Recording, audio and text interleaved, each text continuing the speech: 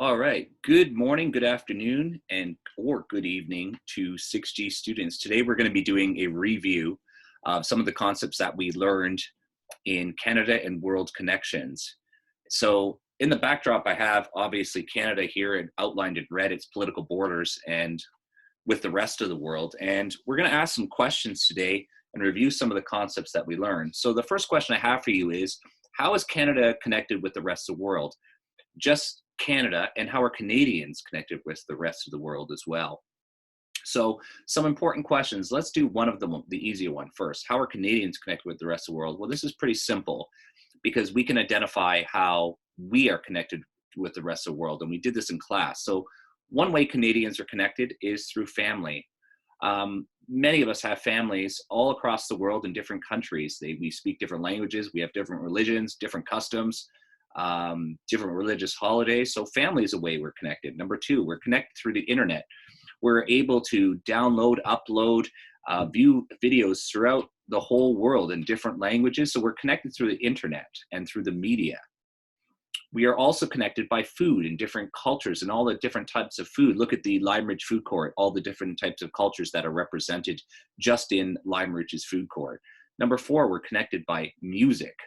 A lot of us listen to different types of music throughout the world, not just one genre. They're all over the place that we listen to, whether it's samba, whether it is folk music, polk music, whether it is K-pop, whether it is rhythm and blues. All these different genres of music come from different parts of the world. And finally, one of the last ways we're connected, right off the top of my head, is through sports, through the Winter Olympics, Summer Olympics, through the World Cup, through national leagues such as the National Hockey League, Major League Baseball, the National Basketball Association. So those are five ways in which Canadians are connected, like you and I. But what about the second question is, how is the Canadian government, like our country, federally speaking, connected with the rest of the world? And we know our federal government is seated in Ottawa. It's the capital city. That's where we make all our decisions. They're at Parliament Hill. And so how does our government connect to the rest of the world? Now, if you remember those sheets that I handed out at the beginning of the year, those mapping exercises, we figured out some of the ways that Canada is connected to the rest of the world. So let's put our thinking caps on and think about some of those sheets. So what's one way we were connected? Just remembering those sheets. Give you, I don't know, 5 seconds or so. So in this backdrop, if you had said trade, that's one way we're connected, then you're totally right. So in the backdrop we have here are these cranes and this boat over yonder. That's a big barge filled with all of those shipping containers. And a lot of ports that are in British Columbia and Nova Scotia, Halifax. All of this stuff comes from different countries in the world and leaves Canada to different parts of the world. And the way that we're connected is through trade. And those are called exports and imports. And exports are goods that leave the country, they exit exports. And imports are goods that come into the country. Those are called imports. And trade is one way that we're connected. And we do have trade agreements like NAFTA. NAFTA is the North America Free Trade Agreement. Is between three countries primarily, which is Mexico, United States, and Canada. And it seeks to aim to allow goods and services to flow freely across borders. So trade is one way we're connected. Now, I'll try to put your thinking caps on and who are our trading partners and what do we trade and what do we take? Like, what are we doing here? So think about those maps again and think about Canada's top trading export partners. And so let's take a look at this one here. We have major export destinations, and I'll just get out of the way here so you can see the map a little bit better. So judging from the map, you can see that the United States has the lion's share of our exports. They receive 75% of them. And then China is here, 4.3%. And then we have Mexico up here at 1.7 and Japan. So, and then we have other represented here. So these are some of our exporting traded partners here. And you can see the United States is our biggest trading partner, 13.3, just being an amalgamation of other countries. So those are where exports, those are who wants our stuff. These are the countries that want our stuff the most. Well, what about our imports? Who do we take in? Who do we trade for to get stuff? Well, take a look again. United States being our biggest trading partner at 66%. And then China at 6.7%, and other countries here at 16.3%. And then we have Japan and Germany and Mexico. So again, take a look at our trading partners here on the side. These are the countries that we import with the most. This is the stuff we get from. We get a lot of parts and metal and manufactured goods from the United States and China. We get a lot of those goods that you see all over the place. Mexico, we get produce. In Germany and Japan, we get car parts and cars. In South Korea, and electronic parts. And then we get a lot of different types of goods from the United Kingdom as well. So interestingly enough, those are some of the stuff. Now, what do we actually trade? Well, I'll show you a picture of some of the stuff that we trade. It's a kind of a rough picture, but nonetheless, it's here. So some of the stuff that we trade jewelry and precious metals from the Canadian Shield and other parts. There's a lot of countries that like, stuff like our potash. Potash is used, that's in Saskatchewan, that's used to fertilize soil, peat. And then we also have like other stuff like uranium, precious metals and stuff that we sell. Pharmaceutical products, these are like medical services and goods that we create. We export that. Think about the masks we exported to China just recently. We also export coal and gold and also oil. Think of Alberta and think of all the oil that we export. Here are some of the trading partners here in the middle: United States, United Kingdom, Japan, Italy, Germany, France. And here are some of the things that we like. We like cars, car parts, and for various cars, and also we also like wine and brandy and other food services and food goods. And again, a lot of cars, light duty trucks, SUVs, aircraft parts and equipment, electronic stuff.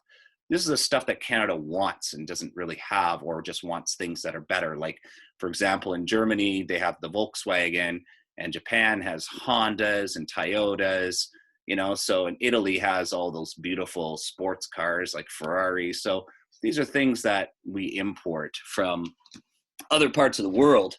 So those are some of the examples that we trade, some of the stuff that we trade. So one way is we're connected through trade. So very good. What's another way, if you can remember? I will show you a picture and make sure you put your thinking caps on and see if you can actually guess. So here's the picture here. So what's another way we're connected? Well, as you can see, they look like soldiers, but are they totally soldiers? Yeah, they are, but they have a special role and a special function, and you can tell by the light blue hat they're wearing that they are part of a UN affiliation, and they don't really, they're not really soldiers per se, but they're peacekeepers. And peacekeepers, what they are is a division of the military that aims to protect countries and civilians from countries that have internal conflict, and they go into countries to try to keep the peace. And that's one way that we're connected with the rest of the world. If you ever go to Ottawa, right in the downtown, they actually have a peacekeeping statue, which is a really cool thing. It's next to the National Art Gallery. So that's a second way we're connected. How else are we connected through the rest of the world? So that's trade, that's peacekeeping. This might jog your memory. So this picture is a Canadian giving, food or stuff to a bunch of these children here. And that's foreign aid. Now, foreign aid is basically giving either money or goods in kind to other countries. It's not necessarily a natural disaster. It's just countries just might need food because there was a drought, or they might need housing, or whatever. It's just money to different countries. And Canada changes who they give money to on a case-by-case basis. It changes almost yearly. And then they just give money to countries, which is a cool thing to do. So foreign aid is a way that we're connected with the rest of the world. What's another way that the Canadian government is connected with the rest of the world? If you have remembered those sheets that we're working on, tourism. Canadians love to travel and people love to come to Canada. And as we remember, a lot of Canadians like to travel to the warm places because we are climate locked in a pretty northern climate, especially during the winter months and some of the spring months. It can get quite cold. And a lot of Canadians like to travel to those really warm areas of the world. And if you can remember where some of those places were from the maps that we were working on, I'll just give you I think they call this a donut graph, I believe. So in this donut graph, you can see where the popular places are, the states, right? A lot of people like to go down to Florida, to Disney World or to the beaches, or Myrtle Beach in South Carolina. Those are popular destinations for Canadians. Mexico and the Caribbean, right? Places like Cuba or Dominican Republic and Mexico are very popular places for Canadians. And Canada itself, which is at 16% Canadians going to Canada. And then Europe, 15.5, and then the other countries spread out accordingly over here. So these are the places Canadians like to travel to, and it's usually warm climates. You know, and what comes to mind is the United States, Mexico, Dominican Republic, Cuba. Those are the biggest, I guarantee it, those are the biggest destinations where Canadians go to. So that's another way that Canada is connected with the rest of the world. Now, can you think of another way? Another way we're connected is through international organizations. And international organizations are organizations that have an agenda that connect other countries. And one of the ways is through NATO. NATO is an alliance of 26 countries that come together, and they're concerned about security issues, and they back each other up. Canada is also part of what is known as the G8, a bunch of countries that focus on economic development of the world, and they focus on things like climate change and those issues. We're also part of the World Trade Organization that promotes free trade and develops trading rules and offers assistance to other countries. We're also part of the Commonwealth, which is a bunch of, originally they were from countries originally from Britain, kind of like Australia, New Zealand, Falkland Islands, Canada. Those are all countries that are part of the Commonwealth, and they help with peace and security, conflict resolution, economic development, women's equality. So we're part of that as well. The United Nations, obviously, it's a group of countries all together, and they focus on economic, social, humanitarian issues, respect for human rights. UNICEF is a division of the United Nations, and they focus on children issues such as immunization, gender equality, children's rights, access to water.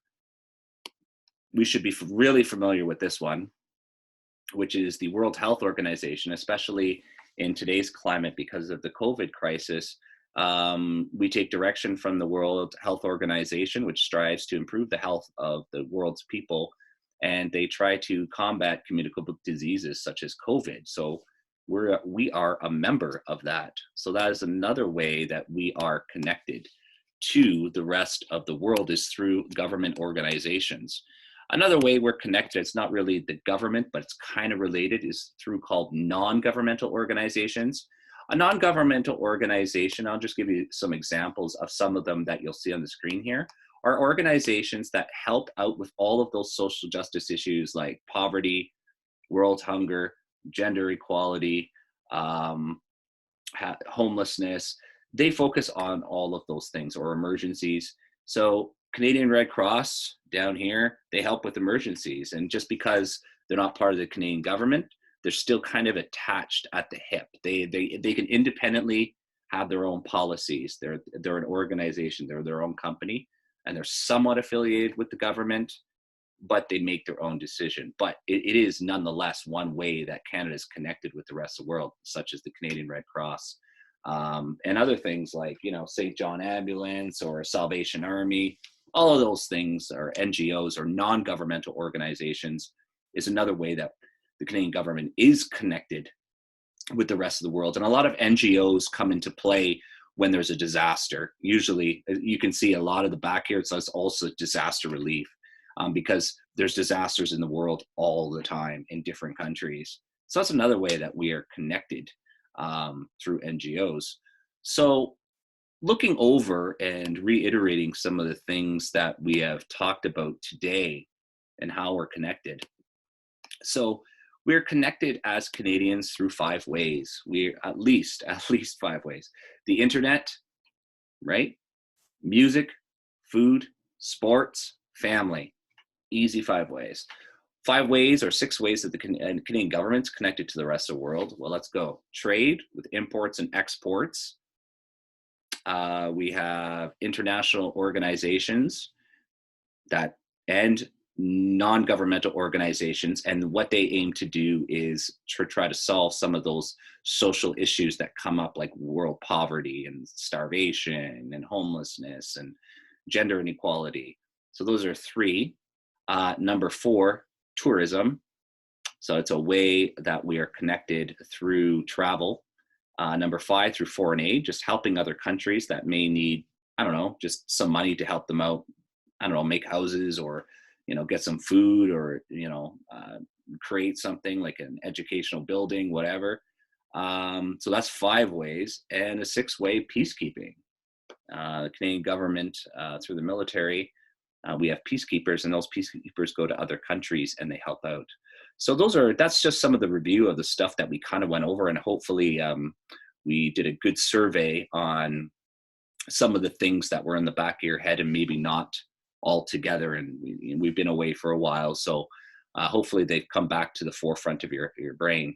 The reason I bring this up is because on Wednesday we're going to talk about an intersection of all of these government organizations coming together. And usually, how does that happen? Well, through a natural disaster. Natural disasters happen across the world all the time. And they don't necessarily have to be like a natural disaster, like an earthquake or a hurricane or a tsunami. It could be, for example, a health crisis. A disaster was SARS in 2004. That hit Canada, where 44 Canadians died. At the time, I was working as an essential service worker, actually in a retail support center as a forklifter, while I was in school on the weekends. So I remember that year really well. This behind me is actually a map of a disaster that happened in 2004. And in 2004, something happened in this part of the world. This part of the world is called the Indian Ocean.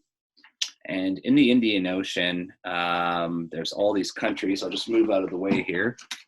There's all these countries, as you can see. An event happened where you could see the epicenter there. And if you guessed what it was an earthquake underwater, and a tsunami resulted from that earthquake. And then that tsunami spread out very quickly and rapidly throughout the Indian Ocean, hit all those countries with this big wave, and it was disastrous. Like over 250,000 people died within a week or so, at least.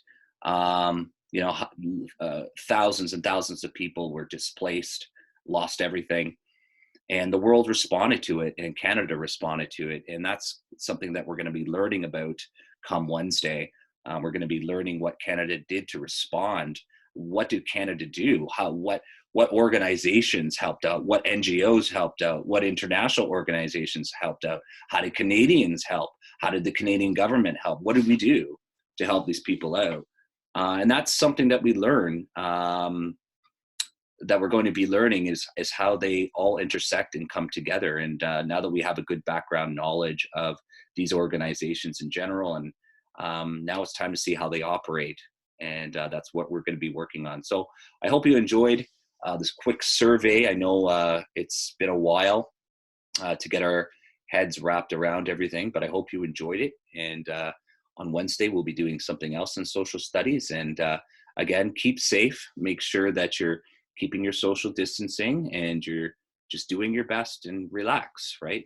For all of us right now, it's a stressful time for all families. And, we all have our different things that bother us and stuff like that. But, we're doing good. You guys and girls are doing amazing, and just relax, and you're doing your best. Okay. So stay safe. I'll see you guys Wednesday.